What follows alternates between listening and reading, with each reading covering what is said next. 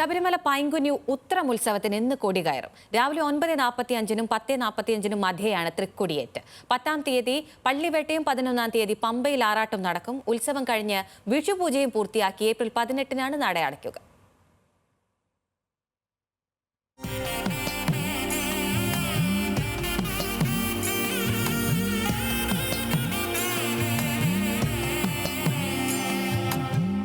അയ്യന്റെ തിരുവുത്സവത്തിന് പുഷ്പാലങ്കൃതമായി സന്നിധാനം.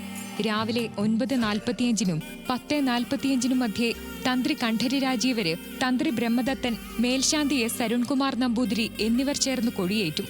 നാളെ മുതൽ ഉത്സവബലി തുടങ്ങും. തുടർന്നുള്ള ദിവസങ്ങളിൽ രാവിലെയും വൈകിട്ടും മുളപൂജ. 6-ാം തീയതി വിളക്കെഴുന്നള്ളിപ്പ് തുടങ്ങും. രാത്രി ശ്രീഭൂതബലിക്ക് ശേഷമാണ് എഴുന്നള്ളത്ത്.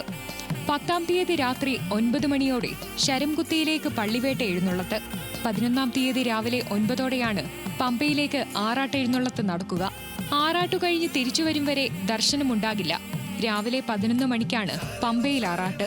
തുടർന്ന് പമ്പ ഗണപതി ക്ഷേത്രത്തിൽ ഭഗവാനെ എഴുന്നള്ളിച്ചിരുത്തും. വൈകിട്ട് 4-ഓടെ ആറാട്ട് ഘോഷയാത്ര സന്നിധാനത്തേക്ക് മടങ്ങും.